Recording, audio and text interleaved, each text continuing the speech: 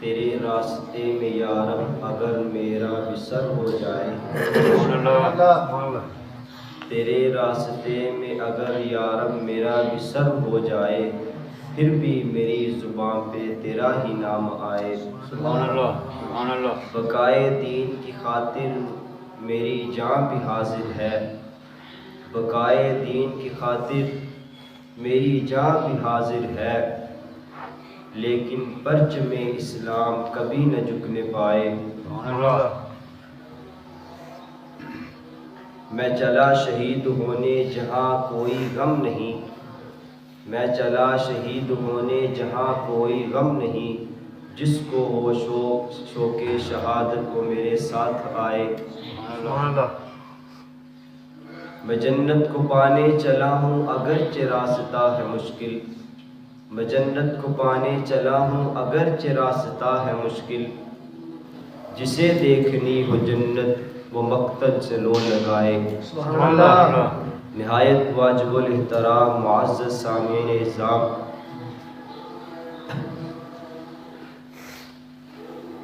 آج میں نے آپ کے سامنے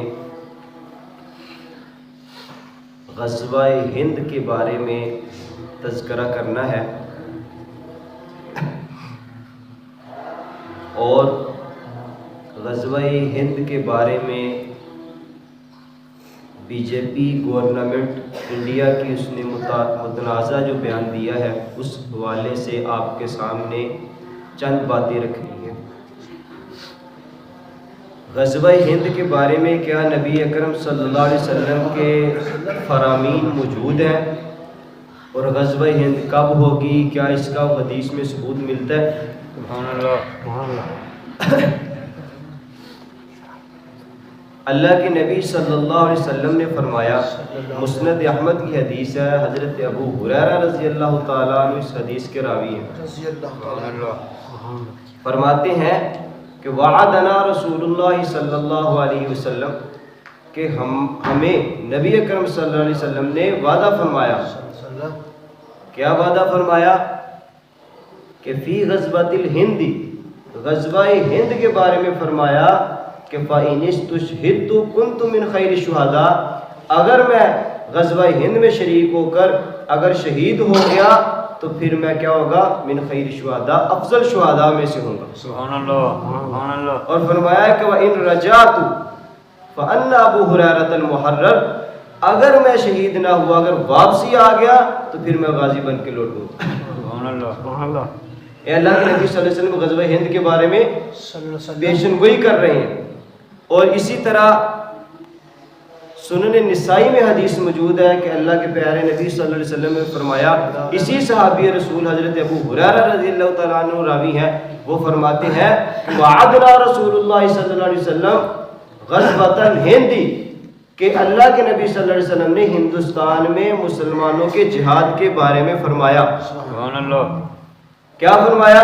کہ فَإِنْ أَدْرَكْتُهَا انفق فیہا نفسی و مالی، اگر میں ہندوستان کے جہاد میں شریک ہوا تو اللہ کی راہ میں اپنی جان بھی قربان کر دوں گا اور اپنا مال بھی قربان کر دوں گا۔ سبحان اللہ۔ وہ فرمایا کہ فَإِنْ أُقْتَلْ كُنْتُ مِنْ خَيْرِ أَفْضَلِ الشُّهَدَاء، پہلی حدیث میں خیر الشہداء، دوسری حدیث میں افضل الشہداء، اگر میں قتل کر دیا جاؤں، اگر میں شہید ہو جاؤں ہندوستان کے جہاد میں تو پھر میں افضل شہداء میں سے ہوں گا۔ سبحان اللہ سبحان اللہ۔ فرمایا کہ وَإِنْ أَرْجِعْ فَأَنَّ أَبُو هُرَيْرَةَ الْمُحَرَّرُ، اور اگر میں شہید نہ ہوا تو پھر میں بری ہوں، پھر میں غازی ہوں، پھر میں جہنم کے عذاب سے بری ہوں۔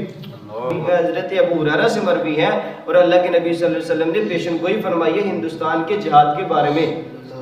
ایک اور مسند احمد میں حدیث ہے، فرماتے ہیں نبی کریم صلی اللہ علیہ وسلم کے غلام حضرت ثوبان رضی اللہ تعالیٰ عنہ فرماتے ہیں کہ اللہ کے نبی صلی اللہ علیہ وسلم نے فرمایا کہ میری امت کے دو طبقے ایسے ہیں کہ جس کو اللہ تعالیٰ جہنم کے عذاب سے بچائے گا۔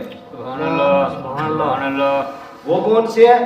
فرمایا کہ عصابۃ تغزو الہند، جو ہندوستان میں جہاد کرے گا اللہ تعالیٰ اس کو عذاب سے بری کر دے گا۔ اور دوسرا فرمایا کہ عصابۃ تکون مع عیسی ابن مریم علیہ السلام، کہ جس نے عیسیٰ علیہ السلام کے ساتھ کھڑا ہوا، جو عیسیٰ علیہ السلام کے ساتھ رہا، عیسیٰ علیہ السلام کے آنے کے وقت جب عیسیٰ علیہ السلام آئے گے ان کے ساتھ جو ہوگا وہ بھی جہنم سے بری ہو جائے گا، وہ بھی جنت میں جائے گا۔ سبحان اللہ سبحان اللہ۔ یہ تو حدیث مبارک میں غزوہ ہند کے بارے میں روایات ملتی ہیں۔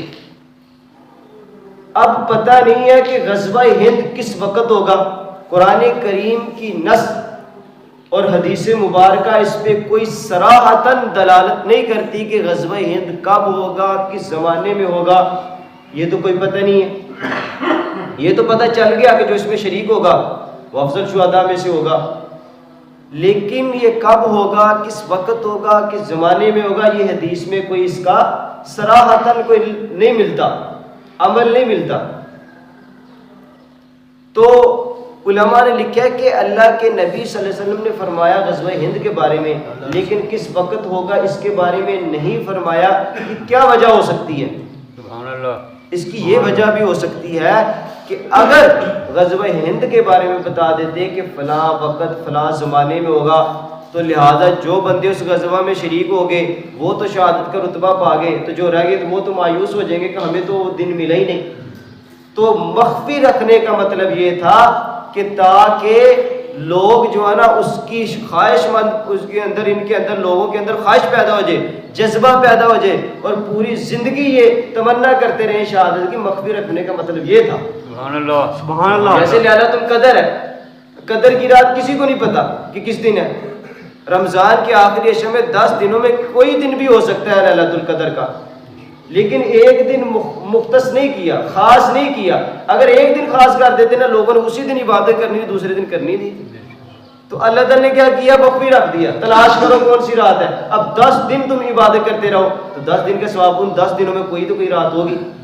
تو مخفی رکھنے کا مطلب یہ ہوتا ہے تاکہ لوگ عبادت کرتے رہیں، ورنہ تو ایک دن ہی کر کے اس کے دن ہم نے لوگوں نے کہنا تھا لیلۃ القدر ہم نے پا لی، بس چلو گھر میں۔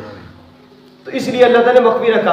تو یہاں بھی یہی ہو سکتا ہے کہ اللہ نے مخفی اس لیے رکھا تاکہ لوگوں کے اندر تمنا پیدا ہو، خواہش پیدا ہو کہ مسلمانوں پہ جب ظلم ہو تم جہاد کے لیے نکلو۔ تو جہاد کا جذبہ پیدا رکھنے کے لیے اللہ کے نبی صلی اللہ علیہ وسلم نے اس چیز کو مخفی رکھا۔